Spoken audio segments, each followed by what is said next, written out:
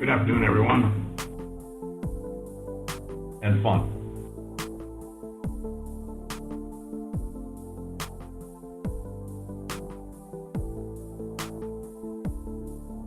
We are raising our guidance. Great success, success, success. Great success, success, success means great profit, great profit, great profit.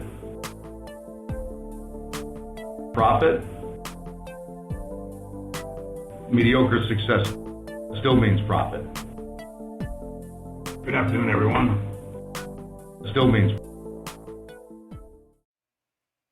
Hello, everybody, and welcome to another edition of Live TV Ratings Talk. It's been a sporadic last few weeks between the Thanksgiving holiday delays of Nielsen TV ratings, and then there was some other reason why we didn't do. Oh, because of the WWE Q3 earnings report that coincided with the normal time slot for Live TV Ratings Talk. But we're back.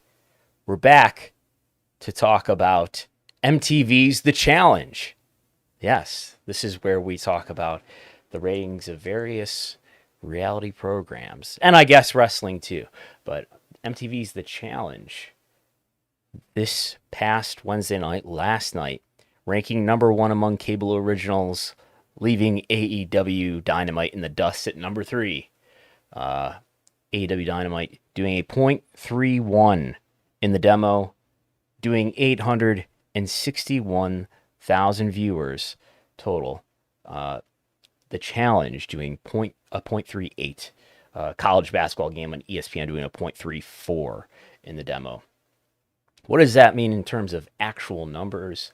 Let's look at the scoreboard. In terms of actual numbers, AEW Dynamite last night had 406,000 viewers in the demo.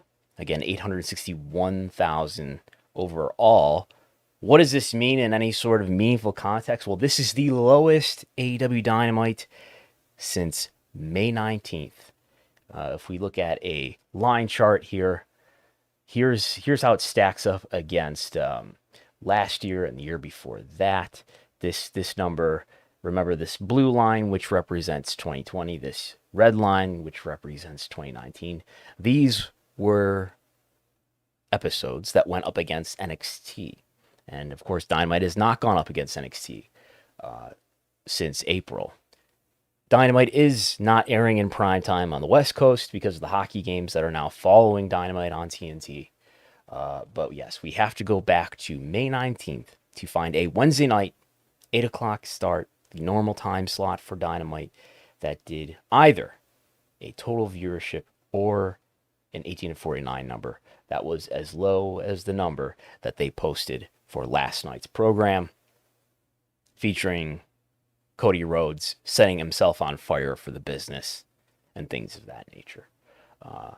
So that's Dynamite. That's a brief rundown of Dynamite. By the way, once I'm done rambling off these subjects on my posted note, you can put your questions in the chat. You can put your questions in the chat right now, in fact, and I will hunt them down and possibly answer them if they are appropriate questions. I will answer them. So that's the brief rundown on Dynamite. And since we're talking about Dynamite, well, what's Rampage been up to?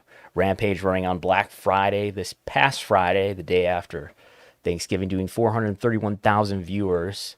The lowest total viewership ever in 18 to 49, doing a .18 rating. 238,000 viewers in the age group. The second lowest in the demo that Rampage has ever done since debuting in August.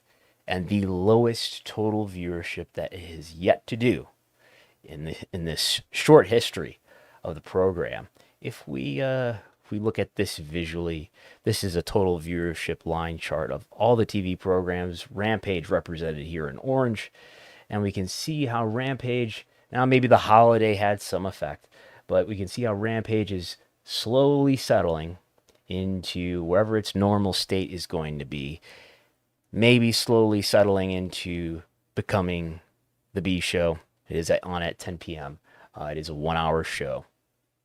But, Rampage clearly disadvantaged by being at 10 p.m. But, this number on Friday, not so great when SmackDown did just fine relative to what SmackDown had been doing lately. It's not as if, and is this up to date? This wants me to update it from the Wrestlenomics spreadsheet. Maybe that updated the Dynamite line. But SmackDown was up this past Friday relative to where it was, and I don't think there's a disproportionate effect on the 10 o'clock time slot that's not there for the 8 and the 9 o'clock time slot. If we look at the key demo, SmackDown was up from the prior week and was pretty much in line where it had been in the 3 weeks before that. But again, Rampage down to its second lowest number ever. You can see this number here. I think that's early October 8th or something like that, which is the low point for Rampage in the 18 to 49 demo. So whatever happened to Rampage that was negative didn't happen for SmackDown. And now we have this number here for Dynamite. And it's been quite a few weeks now since, we've got a little bit of a history even to look at Dynamite having whatever the West Coast effect is having on Dynamite. And this was the lowest yet for Dynamite since May, and for Dynamite, obviously, since it's been not airing in prime time on the West Coast. So there's that. It's to take the and if we can look at the we can look at these numbers here. We have Dynamite lined up against all of the WB programs. They're lined up against Rampage as well. Raw, which is less highly viewed than SmackDown. It's what Dynamite usually comes the closest to, and sometimes beats Raw in certain demos. Sometimes, on occasion, has beaten SmackDown in certain demos. But anyway, my point is, Raw beat Dynamite, and if we refresh this, I think we'll even get some additional demos here. Yeah, if I can make the colors show their appropriate color, it'll get smaller, but we can see the color-coded cells here in the table. Raw has a pretty wide margin in every demo. The narrowest margin for the data that we have is a 22% edge for Raw with men 18 to 49. Is not the older half of the male demo, men 35 to 49, 16% margin. So Raw pretty far ahead of Dynamite relative to the comparisons that we've been able to make, say, in September, where Dynamite beat Raw on 2 occasions, two separate weeks in the same week. Dynamite was more highly viewed than the demo, essentially tied with Raw. But here, a 46% edge for Raw in the demo. Of course, a 95, nearly doubling Dynamite in total viewership. Of course, SmackDown even further ahead in all of these categories. If we look at the comparison between Rampage and NXT, though, usually what we've been seeing lately is that Rampage is ahead on all of these subsets, let's call them, of the demo. There's 18 to 49 right here, but then within that 18 to 49, the demos that I have are all these little subsets within 18 to 49 across men and women, across different age groups, right? And usually it's all orange in here, in the subsets, and even in the demo. And Rampage did have the edge in 18 to 49, 25% larger audience with people aged 18 to 49. Rampage was well ahead of NXT, but NXT within certain subsets of the key demo was ahead of Rampage. And as we'll get into, NXT's a complicated story. Lately, it's been repackaged as 2.0, but it seems to, at least on this week, have done quite a bit better than it had been doing in prior weeks with especially young adults. 18 to 34 NXT just barely edging out Rampage. If we look to our big spreadsheet, which you can get access to at patreon.com/Wrestlenomics, that has the actual numbers. If you want to look through this data yourself, you can. And if we look at the actual numbers in 18 to 34, 78,000 at 10 o'clock for Rampage. And this week on Tuesday, 80,000 for NXT. Okay, I should be clear, not the same week, but just comparing the most recent episodes. So NXT a little bit higher than Rampage with adults 18 to 34, and ahead with the women in that category, in that age group, 18 to 34. Not ahead with men, either 18 to 34 or 35 to 49, but ahead with women 35 to 49 also. And as we know, WWE programs tend to have a more female audience than AEW programs. And I think I can quickly demonstrate that over the macro trends here in the Wrestlenomics viewership spreadsheet, where we can see, I've got it broken down here with the female audience in this bright bluish green and the male audience in this bright greenish yellow, I guess. Suffice to say, AEW programs are about 70-30 male, as opposed to Raw, SmackDown. Is there a difference between NXT and the main roster?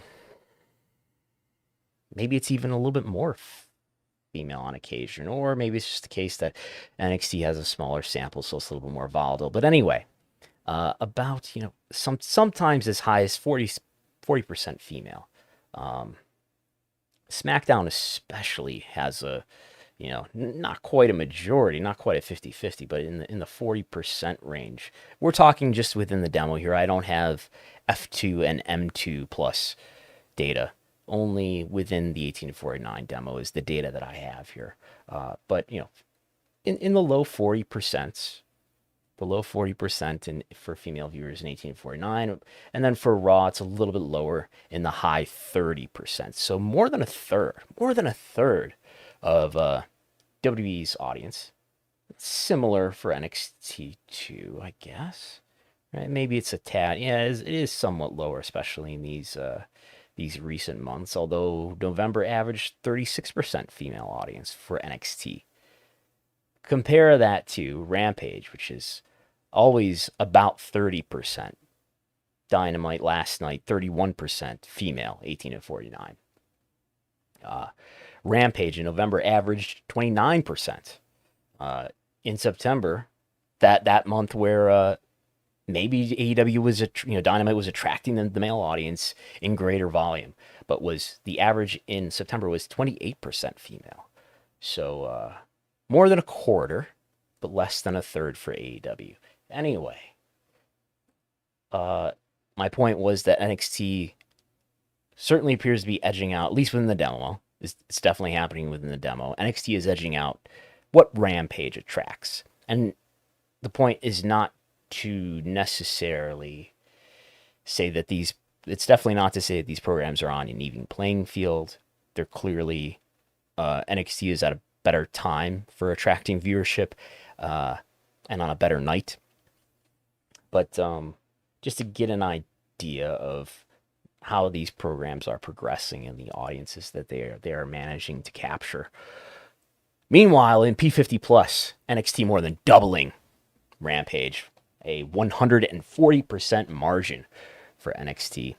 As people know, NXT has an older audience, and if we look at our median age chart, we can see in the pink here, NXT way up here in the low 60s. It had a median viewer of age 60 on Tuesday night. Meanwhile, Raw and SmackDown are in the mid 50s. AEW programs are in the high 40s. Dynamite median viewer was 50, which is about the ceiling for an AEW program. We do have one data point way back here that was 52 way back here in May. So there's all that. That's what's happening with NXT. And let's take a look at some of the year-over-year trends, shall we? I think that's where I want to go here. If you go to one of my tabs here called Magger, which stands for I used to have it written up here, what it stands for. It's a Brandon metric. Monthly, something stupid like monthly average, no, monthly annual growth rate. It's the year-over-year difference by month, comparing a given month to the same month of the prior year. Usually we have 3 bars here, but today is December 2nd, 2021. So we only have 2 bars for most of these except for Dynamite, which happened yesterday on December 1st. Dynamite, if the numbers that they put up tonight happen to be the median for their viewership in the entire month of November, Dynamite will be down for the first time in a long time in a year-over-year comparison by month. But what I really wanted to look at, the general trend real quick before I talk about NXT, the general trend has been, if we look at this image here, this demonstrates a good overview of what's been happening lately, where we see SmackDown here, some positive differences, Raw, some fewer, but some positive differences in total viewership. It's less positive for the main roster programs in the demo, but in July, I think this is, right? No, when was it? In August, there was a 1% positive difference for Raw. Since the return to touring, W main roster viewership has at least been holding up better, in some cases doing better than the year prior. Meanwhile, AEW, absent of competition from NXT running head-to-head, has had a lot of positive differences. But NXT itself, also absent of competition from AEW, becoming, I would argue, a less prominent, less urgent show in 2021, has had mostly negative differences here. There's only 1 month so far where total viewership was up from the year prior since, well, actually, no, May. In May, it was up. So there's that. But in September, it was up 1%, barely up. In April, the WrestleMania month, where they had one of their episodes was night 1 of a takeover, they were up 18%. NXT actually did pretty well towards the end of the Wednesday Night War, relative to what it had been doing before that. But the demo has been down year over year in every month since April. But, well, let's look at the younger half of 18 to 49. What we see there is that the 18 to 49 demo was up 1% in April, then single digit negative numbers. In August, up 2%. In September, down. This is the first month of the 2.0 era. Is September down 8%. The 2.0 creative strategy to capture the 18 to 34 demographic. Nonetheless, down 8% in 18 to 34. In October, up 2%, essentially even. But then we have this number in November, up 35% in 18 to 34.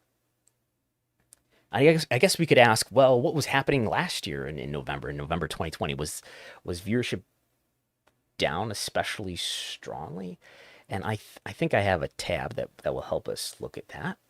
I haven't updated my sheet here. I've still got it in the old black and yellow colors that are no longer the colors of NXT. But in November, they averaged, that's total viewership, but I think I do have the 18 to 34 right here. And in November, they did have an especially low month, I guess. They did, in October, average 62,000 viewers in that demo. In December, did a little bit better at 46,000. But in November, 43,000 was the average, which was the lowest that it had ever done at that point, and is among the lowest that it has ever done. So maybe it's a comparison against a particularly weak data point. I wonder how this lines up. I don't know if I have this by quarter ready to look at. I do. Look at that. So far in Q4, up 17%. We're 2 months through Q4 only, but up 17%. something to watch. I think the broad conclusions that people want to make require broad amounts of data, and to say whether this is an anomaly or this is truly meaningful and reflective of NXT actually succeeding at appealing to a younger adult audience or not, time will tell. But something definitely to keep an eye on. This means maybe it is. Definitely, it's definitely not happening. So something to keep an eye on going forward. Even though, as we've mentioned, NXT, it's disappointing that NXT would still be down year over year, more generally in terms of the key demo overall and in total viewership, when it's not going head to head with another wrestling program, especially a wrestling program that was doing better viewership than it on Wednesday night. But anyway, that's NXT. Let's talk briefly about Impact Wrestling. Impact Wrestling here this past Thursday on Thanksgiving with the Wrestle House special doing 48,000 viewers, 13,000 of those viewers in the key demo. That is a 0.01 demo rating. So Impact, that is its lowest viewership or demo viewership ever on Access TV. Is it the lowest Impact rating ever? Probably not. Impact spent, was it a year or 2 years on the, what data am I missing? Because we don't know what Impact did on the obscure network called the Pursuit channel. So almost certainly when they were on Pursuit, they did lower viewership. Just looking to see if I have, I do have some pre-access viewership in this spreadsheet. So yeah, we can look here. I guess the entire year of 2019, Impact was on Pursuit. Before that, it was on it was on Pop TV. I almost said Destination America. That was, I'm not sure where exactly the timelines are here, but in all of this time, it was on either Pop or Destination America. Destination America came first, and then it was on Pop for a couple of years. Anyway, this would be lower than any of those numbers. These are averages. Actually, these are medians, but I'm almost certain, without going through every data point and sorting through the spreadsheet, that this would be the lowest Impact ever, with the exception of the time that they were on the Pursuit network. Now, what their viewership is in large part influenced by what network they're on. Access TV is only in about half of the cable homes. Pop was in a lot more cable homes. This was earlier in time when it was a little bit easier to capture TV viewership. But anyway, it was a holiday, so we'll see what happens. But Impact, as you can see here with the medians that are demonstrated here, and this is why I look at medians, so that one, especially lower, especially high number, does not totally skew the representative result of a given period of time, like a month. But in November, the median was 99,000. In October, the median was 97,000. And if you're looking at this on video, you can tell that it's been over 100,000 at least throughout the rest of 2021. So Impact viewership is down, despite the fact that most of this year had no fans in attendance. And I'm going to out myself as not having watched Impact, but I think there's fans in attendance these days for Impact. So there's that. So again, if you have questions, feel free to put them in the chat. I've not been looking at the chat this entire time. I've been talking away here. So I would like to look as well at some, let's before I go crazy here, let's look at the entire month of November for the entire world of television. I think it's helpful, insightful, hopefully, to look at, we talk about wrestling viewership, but to give it the context of what what does the rest of TV do, and where does wrestling fall in the entire landscape of U.S. linear television? The very profitable business of U.S. linear television, by the way. But what we have here, if we sort by the demo, I'm looking at the entire month of November. Since that month just ended, we can do that. This data is from Nielsen via Showbuzz Daily. And I just want to throw up a disclaimer here. Some of the network cells here might be mislabeled ABC. I took some time to sort through it and fix them, but surely some of them are not fixed. But some of these network columns might be inappropriately labeled ABC. But the data besides that should be correct. On Thanksgiving, CBS, this was the 8 o'clock game, 30.9 million viewers, a massive number. I think this will be maybe the biggest audience of any kind besides the Super Bowl this year. But huge audience for NFL football is no surprise. But if we keep scrolling, let's find these yellow numbers are highlighted because they are football broadcasts of not just what was on Fox, but it totals the number of Fox and the NFL Network. So that's why those are highlighted. Yellowstone. TV is overwhelmingly dominated by pro and college football, and it takes a while to find stuff that's not either benefiting from a football lead-in like 60 Minutes was on Sunday the 14th, or Adele, One Night On. I think this is CBS because it's probably benefiting from, or maybe it's even Fox, but probably benefiting from NFL lead-in. Not that lots of people didn't want to watch the Adele show, but Yellowstone, Kevin Costner's Yellowstone. Now I know what it is. Doing amazingly well on Viacom's Paramount network. A cable show, not network. Up to this point, everything's been either network TV, or should I say broadcast TV, stuff that you can pick up with rabbit ears. I got some rabbit ears mounted to my wall right here. Or it's ESPN Monday Night Football related programming. Yellowstone, a big hit apparently. A scripted TV show, Western scripted TV show. Plenty of episodes of Yellowstone here. And then we get more college and pro football. The Simpsons still pops a rating. Yes. The program that debuted in 1990, right? Fox, and probably, it's a Sunday. Surely it had an NFL lead-in. So there's that. People may remember last year on Christmas, the biggest SmackDown rating probably for years to come is when SmackDown was on Christmas with an NFL lead-in from the Christmas Day NFL game. So there's these things.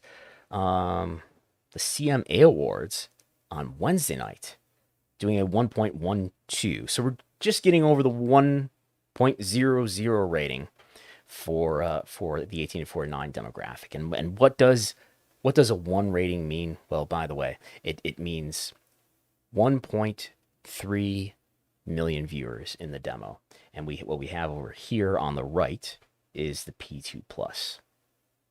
So, and we only have the reason why some of these cells are blank is because we don't get data from Showbuzz Daily for network/broadcast programming, but we do for cable if it finished in the top 50 on its day. Moving on, The Masked Singer 2020 are some of the programs that are not football that did especially well. Survivor, and we're starting to finally find some things with some regularity that are not football. Another episode of Masked Singer, Dancing with the Stars. Apparently my OCR misread the star as staff. But The Voice on NBC. College, Chicago Med, FBI. I'm just reading off television series names now. But we're well into the hundreds here. And we're continuing to scroll. And then we see at number 190 this past Friday's episode of SmackDown, doing a 0.57. This is not ranked. This is not sorted by total viewership. No, this is sorted by the demo, which is the more important metric in television, the best I can tell. Not just a conspiracy created by Dave Meltzer and Tony Khan, but it actually matters, and more so than total viewership. I think total viewership matters too, but the demo matters a bit more. Excuse me. SmackDown did a 0.57 on 2 occasions here. Did a 0.56. And then we can scroll some more and find WWE Entertainment. This is Raw. All 3 of its hours averaged together at 240. And we scroll and see the rest of the episodes of Raw. And then in a separate world in the high 300s, we have the highest rated episode of Dynamite from this year at a 0.37. By the way, what were these episodes of Raw doing? 0.40, 0.42, 0.46, 0.47. So no overlap between Dynamite and Raw in any way here in November. They were, all 4 of their episodes, their respective episodes, were in a different mathematical range, right? So there is all that. We can see all the gray highlighted rows here that are episodes of Dynamite. Lastly, we have ranked number 466 here. Is this 2 weeks ago? Not this past Wednesday's Dynamite, but the week before that. By the way, we're looking only at cable originals here. There would be a lot more programs in here if Showbuzz Daily published all of the cable programs, including reruns, things like Big Bang Theory. Yeah, really, Big Bang Theory does very well on TBS, as well as movie reruns and things like that. Law and Order episodes, CSI episodes, and things like that. So we have to keep scrolling and scrolling before we find Rampage. Almost 700, we find the first episode of Rampage for the year, with a 0.22, and another episode at 704 with a 0.22 in the demo. And then we scroll some more and we see the other episodes of Rampage. Impact will not make this list because I don't think there was a single episode of Impact that ranked in the top 150 on its day.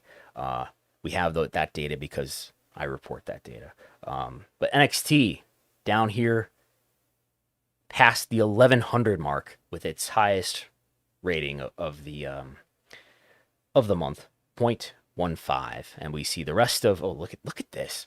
Okay, just 2 of them. They're 0.15. So they did 0.15 on 3 different occasions. Wow, how about that?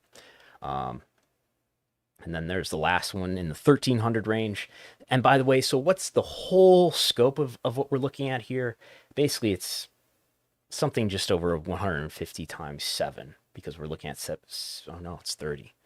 It's a lot of programs. So let's see here. Well, we're going to have to look at the, actually I can just, I'm going to have to advance my my rank column here and just double click on this, and it should auto populate. There we go. So how many programs did I miss a, yeah, I did miss an NXT down here at the 1800 area here with a 0.11 on November 16th.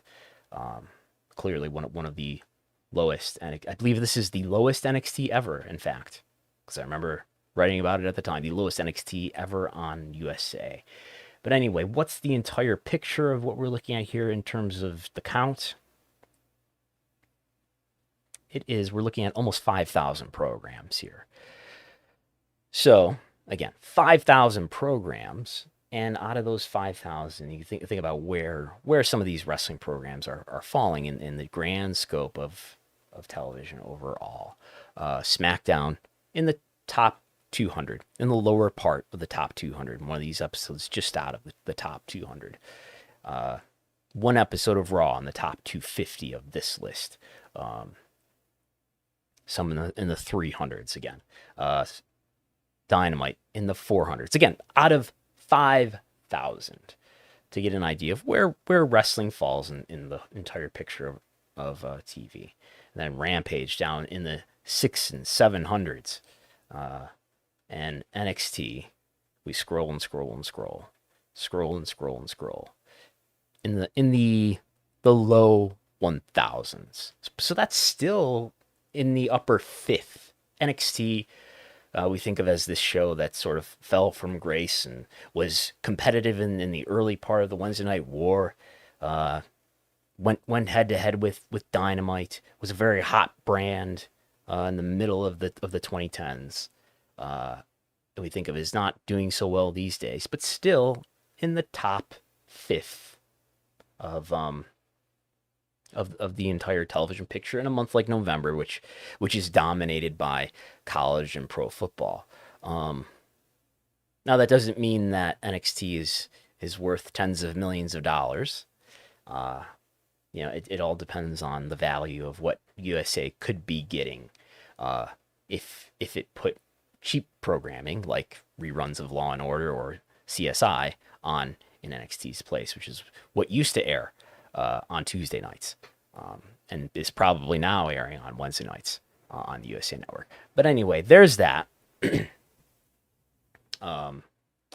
I will show you a Excel spreadsheet that I've been working on. I've been working on tracking. I think I've been discussing this on Wrestlenomics Radio on the podcast, which you should listen to if you don't already in your podcast app, Wrestlenomics Radio, part of the Post Wrestling network of podcasts. So this is a picture. Let's look at the last 7 days. So what I've been trying to do, and what I may end up reporting regularly, is an answer to the question. Let's take WWE and AEW's YouTube channels. And when trying to analyze YouTube views, clearly, and I've looked at this before, but you can go to socialblade.com and look for yourself, and you'll see WWE is way ahead of AEW in terms of YouTube views. And you could raise the question to that to say, well, how much of that is old video and how much of that is actual new clips of recent programming? And this is also kind of related to ratings talk, as when I post ratings, young people probably reply to me on Twitter and tell me that nobody watches TV anymore. Young people certainly watch TV in very small numbers. And lots of people say that they kind of follow what's going on either through social media or the YouTube clips. So I want to try to track the YouTube views, a project among other projects that I'm working on here. This is the result of a script that looks at the YouTube pages of WWE and AEW, their official YouTube pages. The script is scheduled to automatically check every single hour on the hour while I'm sleeping all day, every hour. It does it. And it's been doing it for the last couple months. So what I need, though, and the reason why I do it every hour is because videos are posted at all different times, and the older a video is, obviously the better advantage it has to collect views. So what we need to do is look at the view count after the same amount of time for all the videos that we're going to try to compare. So I've chosen 16 hours because 16 hours means that it's still on the first page of videos, which means just hitting the first page will allow me to get a time frame that is the same for all videos, if that makes sense. If I picked 24, by the time 24 hours has gone by, especially in the case of WWE, because they post so many videos, most of the videos are off of the first page. So I'm picking 16 hours because that's an easy enough time frame to capture, basically. So I've done that for WWE and AEW. What we're looking at right now is a table of the last 7 days and the top 20 only. In some of these cases, for some reason or another, it did not capture. I think this MJF CM Punk video is not captured in 16 hours because it literally has not been 16 hours yet, but we do have the 15-hour mark here for this MJF CM Punk video. But what we see, so this is the top 20 only. There's more than 20, but this is the top 20.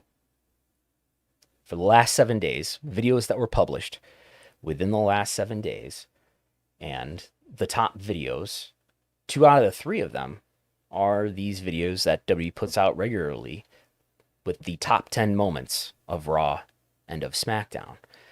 And the little bit that I've done to look through this over the relatively short amount of time that I've collected at this point, these WWE top 10 videos are frequently among the most watched. So when people say that they just catch up on YouTube, this supports that narrative, because these top 10 moments videos are clearly just a sort of a total synopsis of the program. I guess so you don't have to look through each segment, or maybe you do check out each segment. Obviously, you can do what you want, but this is a quick synopsis of what happened on the program. So anyway, we have the top 10 moments of SmackDown, which is from this past Friday's SmackDown, which did, after 16 hours, 789,000 viewers. Not viewers, I shouldn't say viewers. Viewers and views are not the same thing, I should point out. A view, I'm not sure what YouTube's requirement is, maybe like 30 seconds or something like that. I should point out here, too, that these are global numbers. The TV ratings information that we talk about are US only. So do not stack these numbers on top of TV rating viewership counts as if they are like to like. But anyway, with that said, these are comparable to one another, these YouTube view counts. 789,000 after 16 hours for the top 10 moments of SmackDown. Followed by that is, and ranked higher than the top 10 moments of Raw, is the Miz and Maurice live promo with Edge from Monday's Raw. 687,000. And then we have the top 10 moments of Raw. We have panic sets in with the news of Brock Lesnar's return from SmackDown.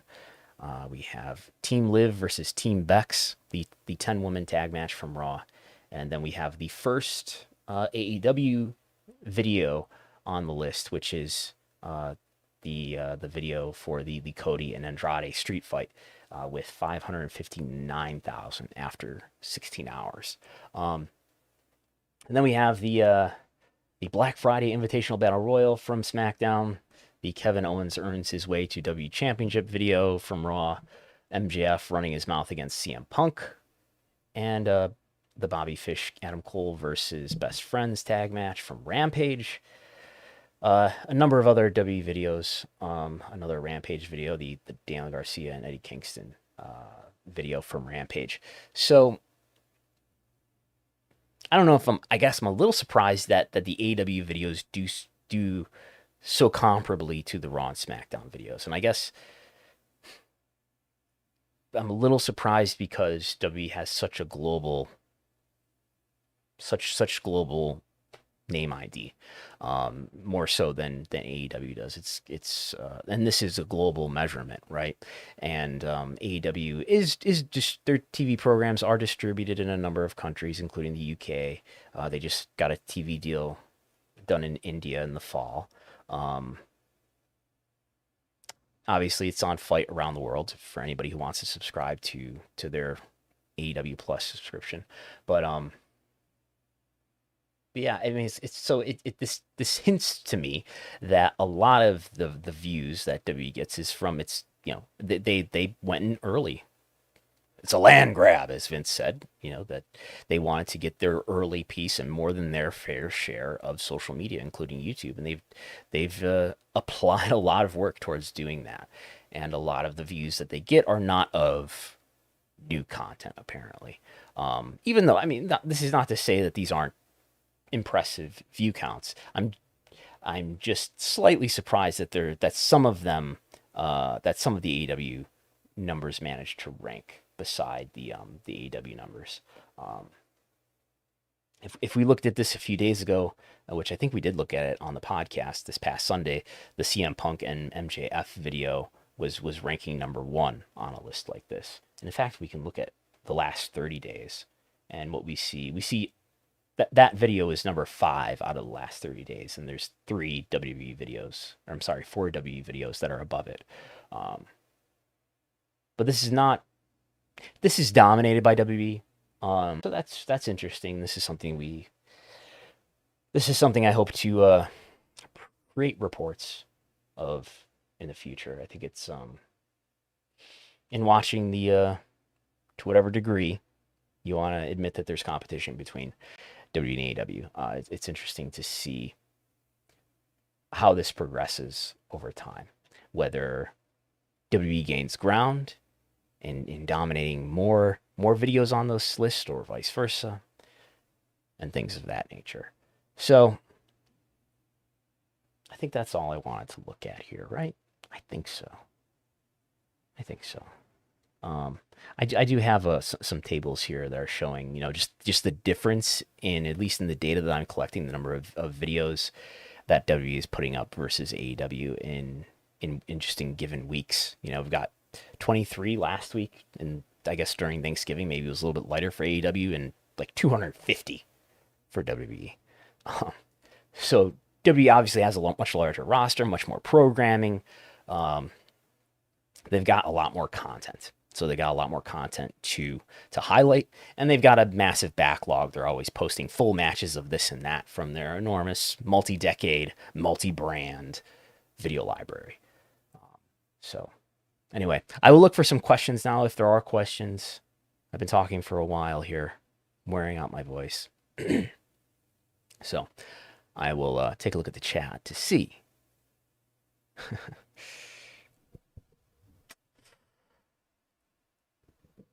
If Dynamite and Rampage ratings keep dropping viewers, it better not be... Oh, that's not a question. But Jaheim says it better not be like how WCW did in 1999, 2001. Jaheim also asks, what's the difference between Dynamite and Rampage ratings as of the end of this year to WCW ratings during the late 90s? WCW, I don't know about viewership, so I don't know if we have like to like, but I'm sure WCW viewership is far bigger. Even the dying days of WCW are far bigger than the viewership numbers for either Raw or Smackdown or Dynamite or Rampage that we're looking at here.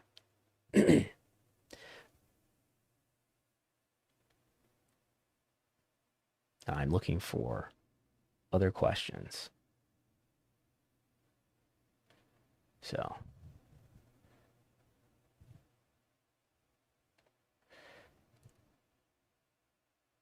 I see people are being combative in the chat. So if anybody, according to Social Blade, this is from Sports, according to Social Blade, AEW gets 7% of the daily views as WWE. That tracks with worldwide popularity. Yeah.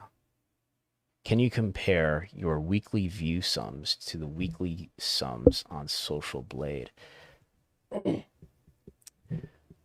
I could, yeah. I guess, yeah, that's something that's vaguely crossed my mind. And then you would, the thing is, I would want to, I don't know, I would have to think about how to do that. You'd want to